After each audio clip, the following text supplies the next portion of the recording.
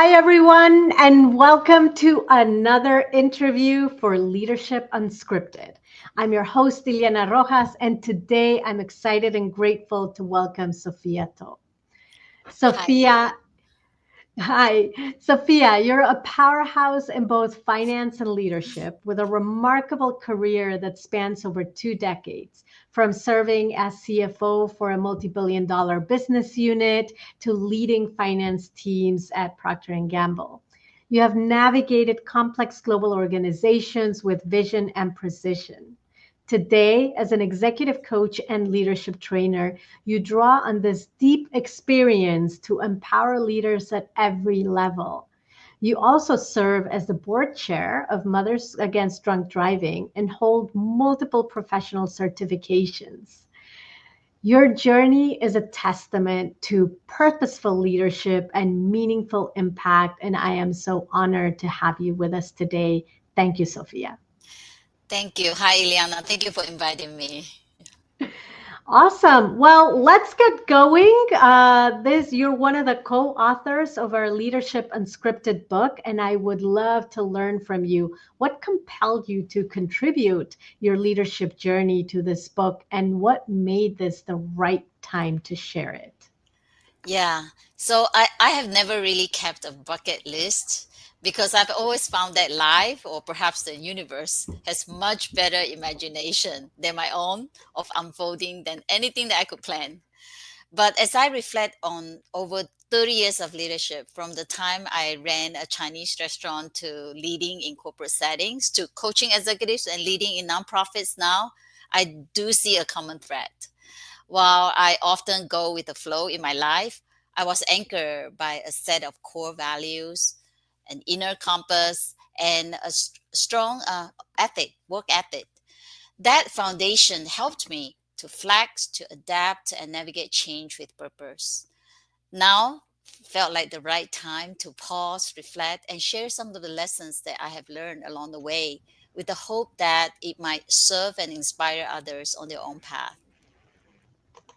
I love that. And your chapter is deeply inspirational. So I can't wait for everybody else to read it. Now, what we talk about these leadership journeys and leadership lessons that we've had along the way. What was a core leadership lesson or bold move that you hope stays with the readers long after they close the book? Yeah, so if there's one message I can give is this: know yourself deeply.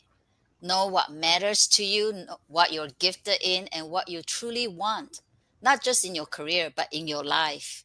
I often describe it as the heart, head, and hand approach. Let your heart lead, your head guide, and your hands build.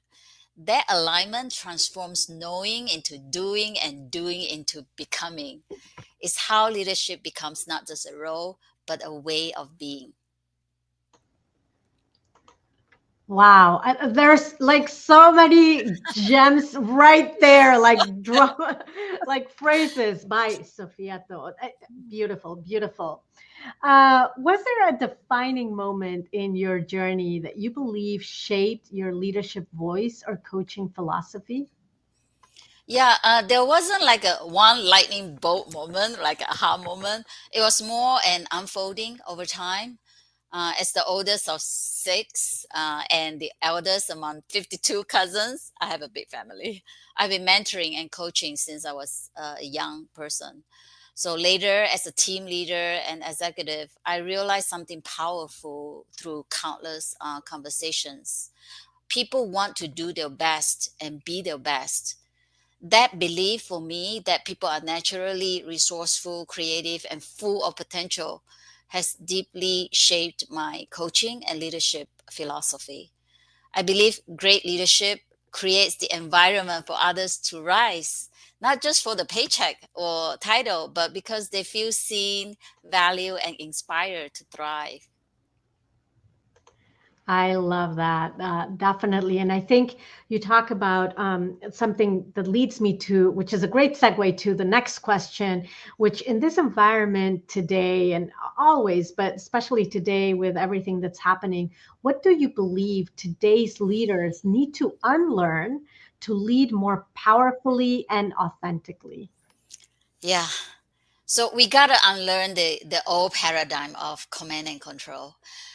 That model may have worked in the industrial age, but today's world is far too complex for one human to know all the answers. You can ask ChatGPT.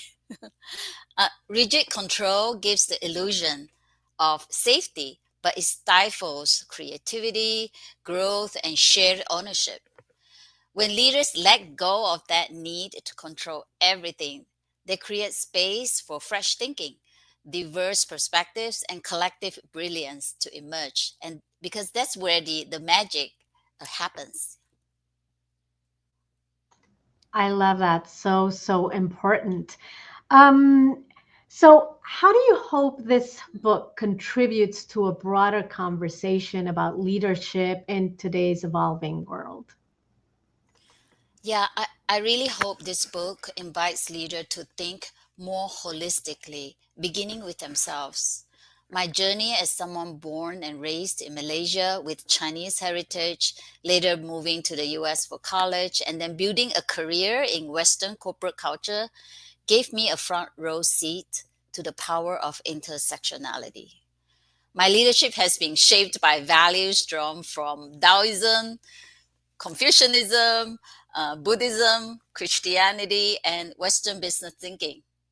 That blend taught me that who we are, our roots, our beliefs, and lived experiences must inform how we lead.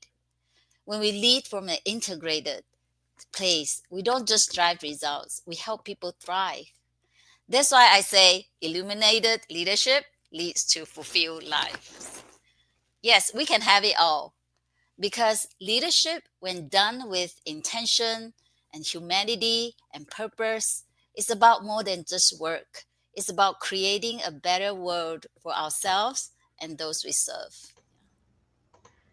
And that closes our conversation so beautifully. Thank you so much, Sophia, Thank you. for sharing your words, your wisdom, your inspiration, and your story through your chapter on this amazing book. Don't miss out, everybody that's listening, not only to read on Sophia's story on Leadership Unscripted, but also to hear of all the other coaches that we have participating in this project.